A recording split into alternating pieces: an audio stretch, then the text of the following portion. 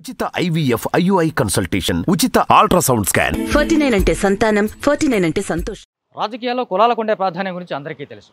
ఆ కులాలను బట్టి ఓట్లు వేసుకోవడం, కులాలను బట్టి అభ్యర్థులు నిర్ణయించుకోవడం, కులాలను బట్టి పదవులు రావడం, కులాలను బట్టి రకరకాల కార్యక్రమాలన్నీ రాజకీయాల్లో జరుగుతూ ఉంటాయి.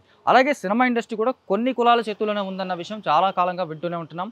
అది ఎంతవరకు నిజమా కాదనేది అందరికీ తెలిసిన విషయమే. అయితే క్రియేటివ్ ఫీల్డ్లో ఉన్నప్పుడు క్యాస్ట్ కంటే కూడా టాలెంటే ఎక్కువ ప్రూవ్ చేసుకోవాల్సి ఉంటుందని చెప్పి కూడా మనం రెగ్యులర్గా వాళ్ళు చెప్తూ ఉంటుంటారు కౌంటర్గా.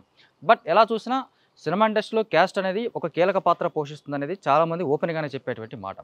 అయితే రాజకీయ పరంగా ఇది చూసుకున్నట్లయితే ఇది క్షేత్రస్థాయిలో ఉంటుంది. ఈ రాజకీయాల్లోకి సినిమా వాళ్ళు రాజకీయాల్లోకి రావడం కామన్గా చూసినప్పటికీ కూడా ఈ మధ్య కాలంలో సినిమా తెర మీదకి రాజకీయాలు వచ్చాయి. ఏ పార్టీ వాళ్ళు ఆ పార్టీగా సినిమాలు తీసుకుంటున్నారు, ఆ సినిమాలో తమ పార్టీని కీర్తించుకుంటున్నారు, తమ పార్టీ అభ్యర్థులకు సంబంధించి వీరుడు శూరుడు అని పొగుడుకుంటున్నారు. అవతల పార్టీకి సంబంధించినటువంటి విమర్శలు వెండితెర వేదికగా జరుగుతున్నాయి. మామూలుగా ఇలాంటివి మనకు మహాసభల్లోనూ రాజకీయమైనటువంటి చర్చా కార్యక్రమాల్లోనూ ఇతర పార్టీల మీద ఇతర అభ్యర్థుల మీద విమర్శలు చేయడం చూస్తూ ఉంటాం. అది వెండితెరకి ఎక్కింది. అంటే విమర్శ చేసుకోవడం అనేది రాజకీయాలను దాటి వెండితెర మీదుగా సినిమాగా సినిమా కథగా విమర్శ అనేది మొదలైనటువంటి ట్రెండ్ అది ఒక రకంగా ఉంది. గతంలో సినిమాలో సటైరికల్గా అక్కడక్కడ కొన్ని పార్టీల మీద లేదా అధికారంలో ఉన్నటువంటి పార్టీ మీద లేదా అంతకుముందు ఉన్నటువంటి పార్టీల మీద చిన్న చిన్న డైలాగ్స్ ఉండేవి. బట్ ఈసారి డైరెక్ట్గా సినిమాలే వస్తూ ఉన్నాయి. అలా ఈ మధ్య కాలంలో 2 సినిమాలు విడుదలయ్యాయి. అందులో మొదటిది యాత్ర 2, రెండోది రాజధాని ఫైల్స్. విశేషం ఏంటంటే ఈ 2 సినిమాలని జనాలు పట్టించుకోలేదు.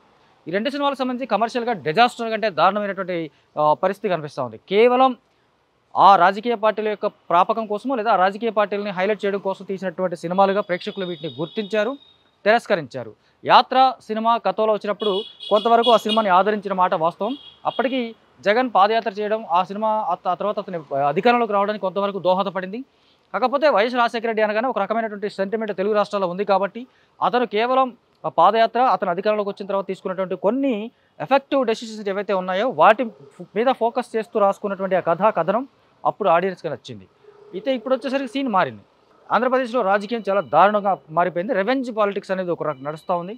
అక్కడ యాత్ర 2 అంటూ ఇప్పుడు తీసినటువంటి జగన్ పాదయాత్ర కానీ జగన్ పరిపాలన మీద కానీ పొగుడుతూ లేదా పాదయాత్రకు సంబంధించినటువంటి ఎమోషనల్ కట్స్ చూపిస్తూ తీసినటువంటి ఈ సినిమా మళ్ళీ రాజశేఖర రెడ్డి ఉన్నంత వరకు మాత్రమే బాగుంది, ఆ తర్వాత బాగాలేదు అనే టాకు రివ్యూస్ కూడా వచ్చేసింది.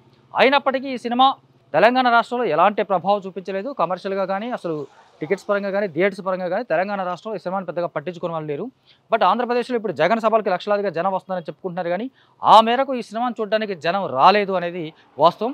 అందుకే ఈ సినిమా కమర్షియల్గా అక్కడ డిజాస్టర్ అయిపోయింది. అది నెక్స్ట్ దానికి కౌంటర్గా అని చెప్పలేం కానీ ఆల్మోస్ట్ ఆ సినిమా తర్వాత విడుదలైనటువంటి రాజధాని ఫైల్స్, ఇది అమరావతి రాజధాని కోసం అక్కడ రైతులు చేసినటువంటి పోరాట నేపథ్యంలో తీసినటువంటి సినిమా. భాను అనే దర్శకుడు రూపొందించాడు. కంటమనేని శివకృష్ణ ఈ సినిమాని ప్రొడ్యూస్ చేశాడు. సో ఈ ప్రొడ్యూసర్ని చూసుకున్నా, డైరెక్టర్ని చూసుకున్నా, ఇక్కడ యాత్ర 2 డైరెక్టర్ని చూసుకున్నా, ప్రొడ్యూసర్ని చూసుకున్నా ఈ రాజకీయ పార్టీల అభ్యర్థుల యొక్క క్యాస్ట్కు సంబంధించిన వాళ్ళే ఉండడం కొంత విశేషం.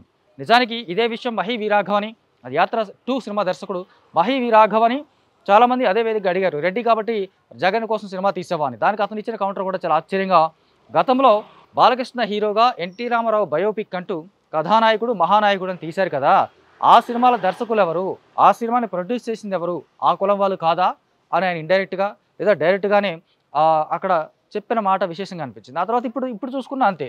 యాత్ర 2 రెడ్డిస్ తీశారు, రాజధాని ఫైల్స్ వచ్చేసి కమ్మాస్ తీశారు.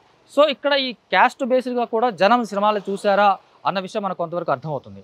నిజానికి పార్టీల పరంగా ఉండాల్సినటువంటి కులం వెండితెర మీదకి రావడం, వెండితెర వేదికగా ఆ కులం వాళ్ళు సినిమాలు తీయడం, ఆ సినిమాల్ని ఆయా కులాల వాళ్ళు ఎవరి ప్రాపకం కోసం లేదా ఎవరి మెప్పు కోసం అయితే తీసినారో ఆ కులం వాళ్ళు మాత్రమే వీటిని ఓన్ చేసుకోవడం, ఆ కారణంగా ఆ సంఖ్య తక్కువగా ఉంది కాబట్టి ఈ సినిమాలు కమర్షియల్గా డిజాస్టర్ కావడం కంప్లీట్ అయిపోయింది.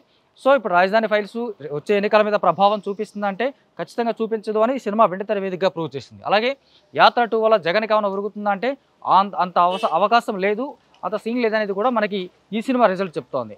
సో సినిమాలు రాజకీయాలని నిర్ణయించలేవు, రాజకీయాలని ప్రభావితం చేయలేవు, రాజకీయాల్లో వచ్చేటువంటి ఫలితాలని సినిమాలు ప్రభావితం చేసే కాలం పోయింది అన్నట్టుగా ఈ 2 సినిమాల రిజల్ట్స్ మనకు కనిపిస్తూ ఉన్నాయి.